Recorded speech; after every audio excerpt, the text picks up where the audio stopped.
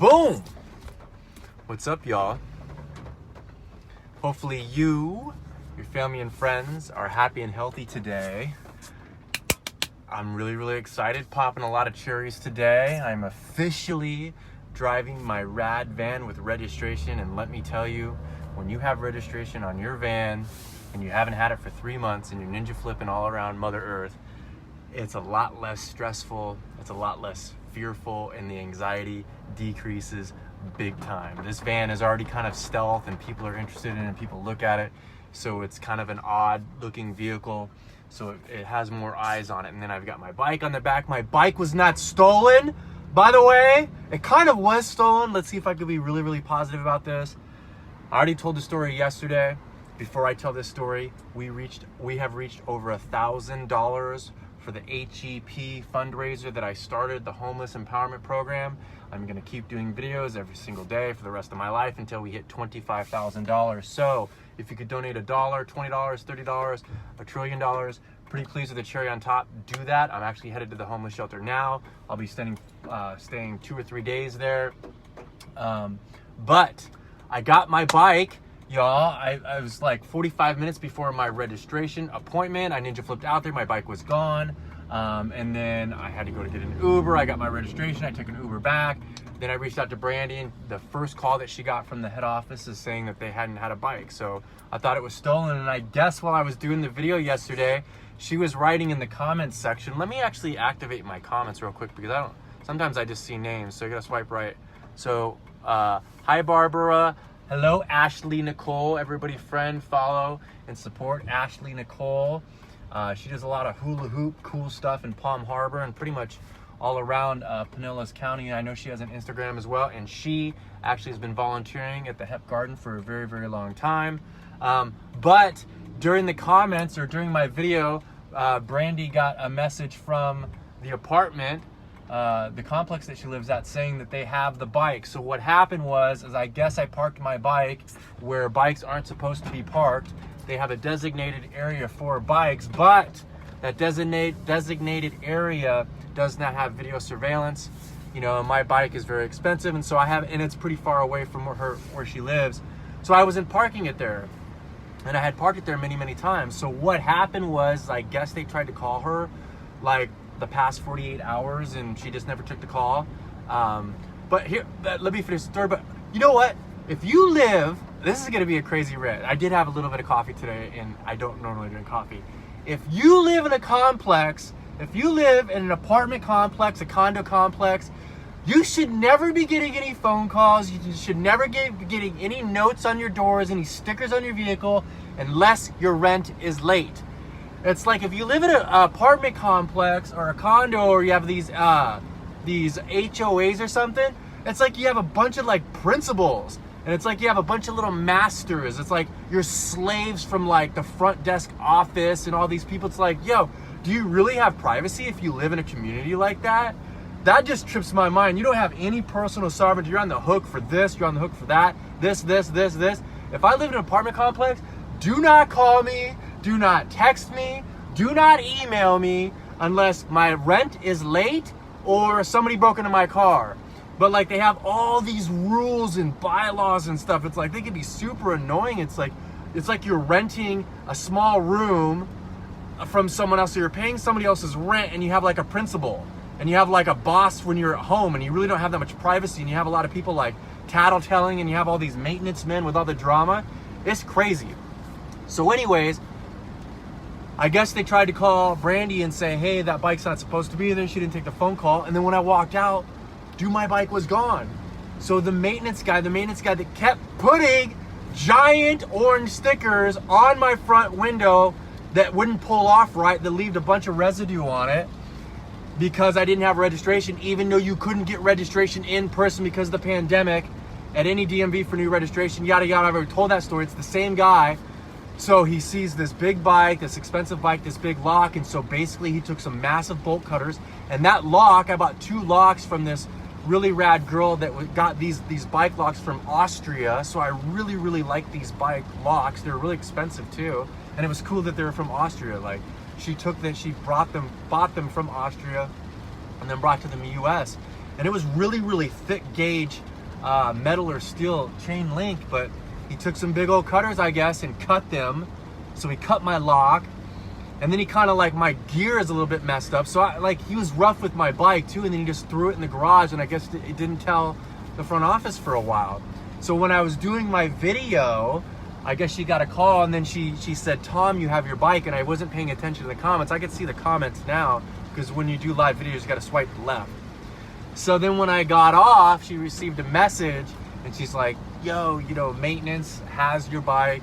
So I'm really thankful and grateful that I have my bike. I have my bike on the back of my van with registered vans. So I'm popping a bunch of cherries. My vision of having, the carrier with my bike and my van, because I want to be able to ninja flip right now, because I am going to Tampa Bay this weekend, and I'm going to embrace the culture. I'm going to embrace humanity, all of my brothers and sisters, and the youth.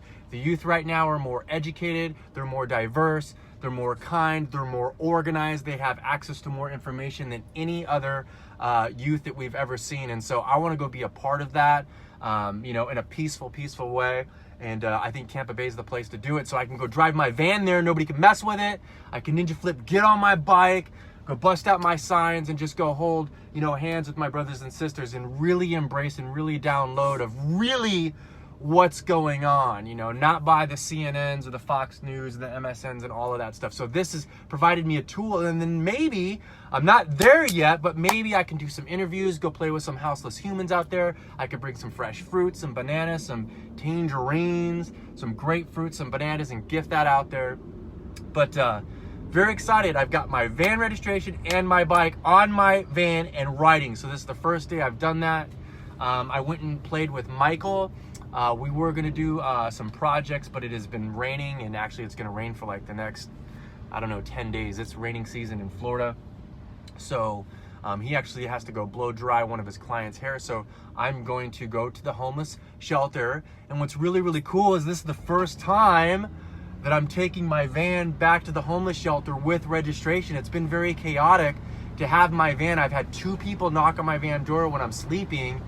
They were drunken stupors, they were under the influence of, medication, and trying to start fights with me and vandalizing and stuff, and with the staff too. And so I called my caseworker, Diane. I was like, I got really good news. She's like, what's that, Tommy? I'm like, I got registration. So now I could crumble this up. Actually, right now, this gives me anxiety. So actually, I'll be nice. I won't rip it up. I'll just fold it like this. And so now, like this, I got this. Let's see what date this was. This was 12/6/19. That's when I got out of the horseshoe. So that means I was in the horseshoe for 46 days at the homeless shelter, and then I moved into the veterans portion on December 6th. Doesn't say what date I had this, but I've had this on my vehicle for 3 months, and it causes anxiety, and it triggers me because so many people come up to me, and it's like they look at my van and they're like, hey, you don't have registration. And I didn't realize how much a sticker or a plate makes. I mean, I get it. Like today I popped another cherry. Like today there's so many toll roads in the Sunshine State that, when I didn't have registration, they have like the Sun Pass or whatever. And like sometimes when you go like over to Sarasota or whatever, you got to stop and give them $1.50 there and then $1.50 back. Like right now I'm looking through my windshield to see if there's not a cop, but now I don't have to look and be scared of like cops because I have registration.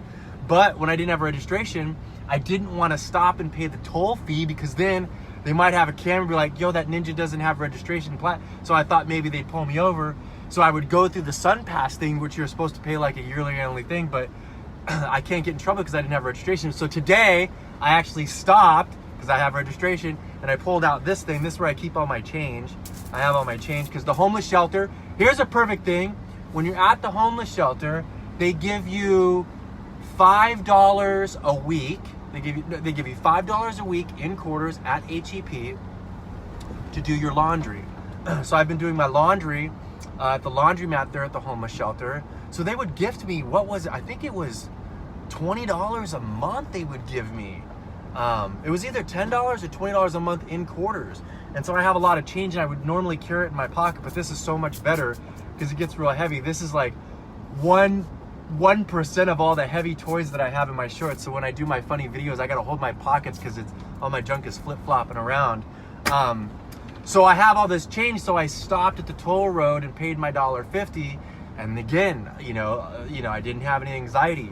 You know, it's when you have PTSD, or if you're depressed, or if you have anxiety, if you have issues that, you know, can wreak havoc on your brain, and you're not following the rules of the government, it can ruin your day very quickly. So now, all of these tools, everything it is that I do now at the young age of 41, I try to serve humanity. I try to serve others, and it's difficult when you gift or donate 95% of what you own, and you do this optimal reset, and then anything that you bring back into your life, for me, it's a tool or toy that I can use to serve others.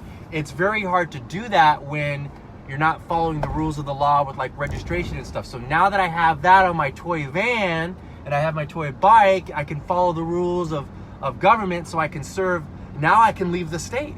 I can go drive somewhere, you know? So as soon as I hit $25,000 for the homeless shelter to pay it back or pay it forward, I'm on the road, and I've got a spreadsheet, I think now, with like 34 Rock and Rad stars that are all over the place. Tennessee, Georgia, California, Seattle, that I'm just gonna do like a trip, a big old giant circle, probably a zigzag circle, of people that have supported me, people that send me encouragement, messages, emails, all of those things. So now I can ninja flip and cruise and go into a parking lot into Walmart for a day, or go stop at Cracker Barrel and stay, or go at National Forest and stay, and not have the riffraff or the fear of government, a cop or something like that messing with me just because I don't have a little ninja sticker on the back of my van. I understand the ninja sticker on the back of my car or anybody's van because it's an identity thing, and if somebody creates a crime, you kind of have to, you know, use that to find the criminal.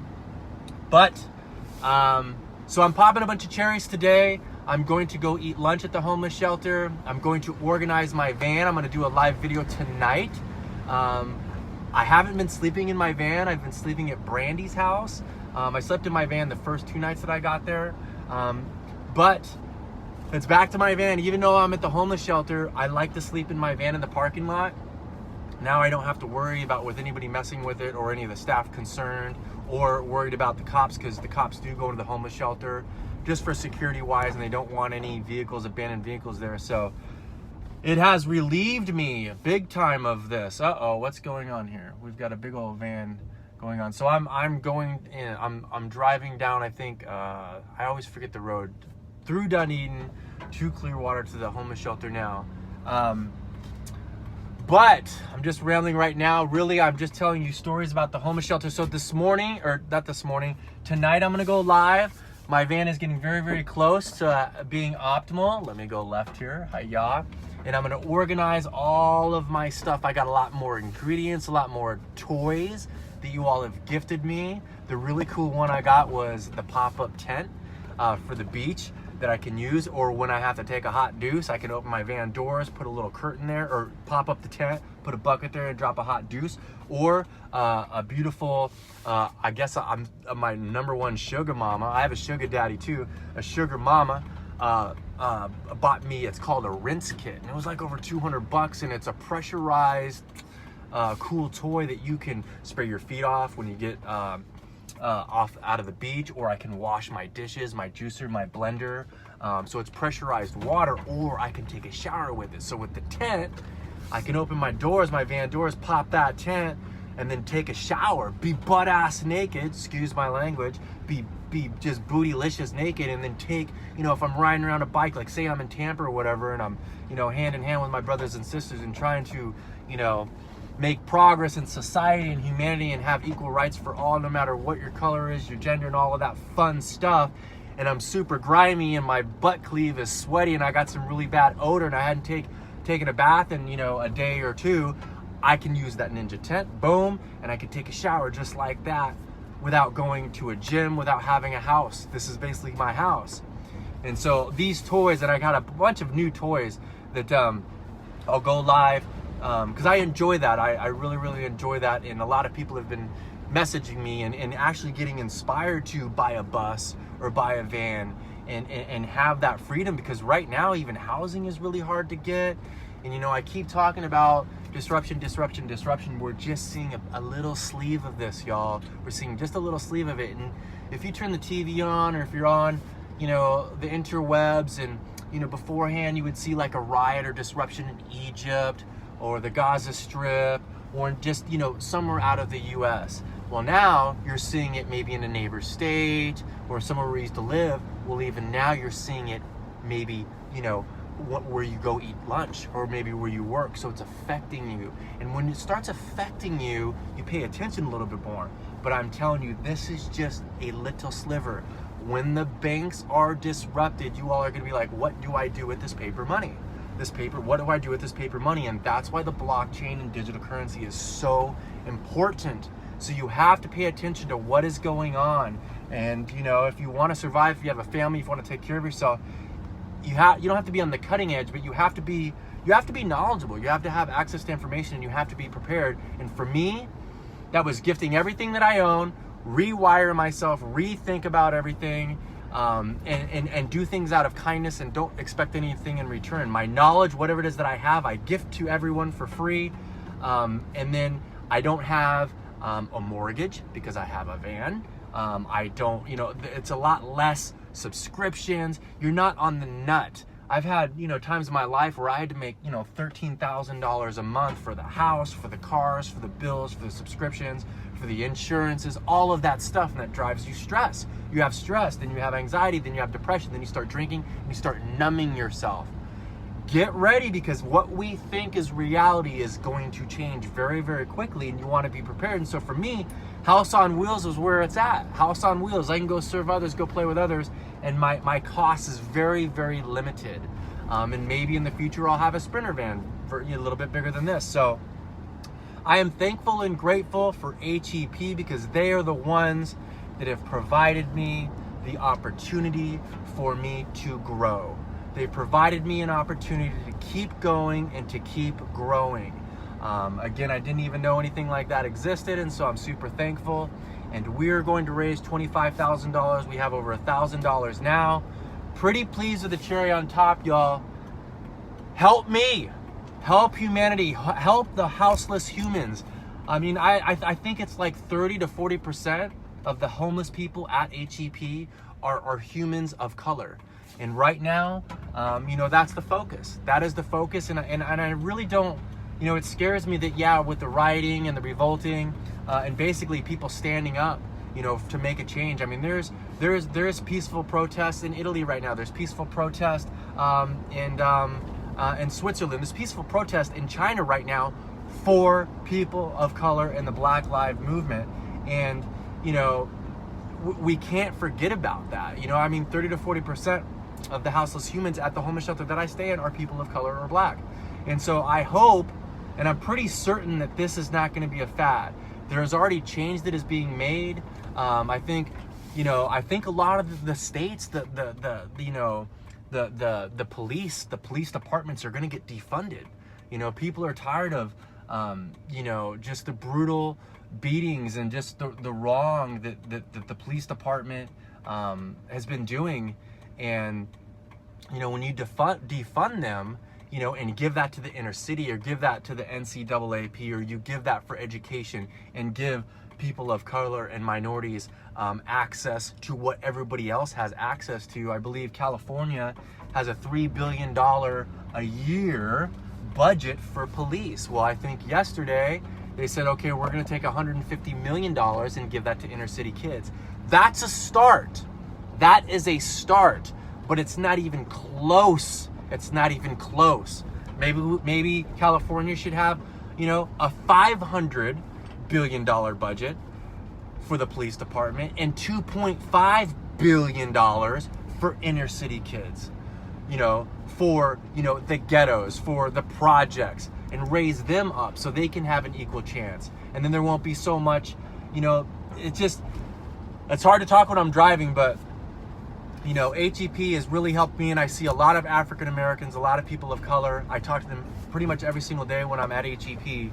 And so if you're part of Black Lives Matter, if you're not, if you have a heart, if you have a place in your heart where you want to do something, if you have paper money, if you have an abundance of it, or maybe you don't, then just share this video or invite people, because I'm not going to stop talking about this, and I'm scared that that they do pass some bills, and maybe this lasts for a month or 2 months, and then people are going to say, okay, well, we're going to forget about this movement. I'm going to keep talking about this. This is the only way that I can do my part. And I don't have nearly as big as the platform that I used to have. And I don't care about clout. I don't care about followers. I just, I know what's close to me. Homelessness is an epidemic, and that's close to my heart. Veterans, safety for veterans, veterans welfare is close to my heart. And, I grew up with all Hispanics. I've been in the ghetto. I've struggled a lot. And I've had a lot of black friends. I still do have a lot of black friends. And I see it and I feel it. And it is real. White privilege is real. It's very, very real. And we haven't had to experience that because we do have white privilege. And it's a real thing. A lot of people say all lives matter. Well, double duh. That's just kind of hiding your ignorance and hiding your white privilege. This is the time for people of color, and Black Lives Matter. So if anything that I said, even if one thing resonates with you and that you can help, share this video, join my group, tell a story, and if you can donate, I'd really appreciate it, because if it takes me a year of doing videos so I can raise $25,000 for HEP, because I see where it goes, and it's legit, then it takes me a year. If someone sees this video and makes a $25,000 donation, well, then I get the ninja flip and go see all of you and go play. So that's it. I'm cranked up on coffee. I'm gonna go eat lunch, go take a power nap, and then go play in my van, y'all. Thank you so much for everything. You won't have to hear me talk about registration anymore. I'm super thankful, and I have my bike as well. So I'm gonna go live tonight, and then you all are probably gonna see me ninja flipping and streaming live in Tampa Bay, and really just being of service of the youth, and really just doing my part. So I love you all very much. I'm here at HEP. Have a safe weekend. I love you all. Keep it raw. Stay rad. Whoa!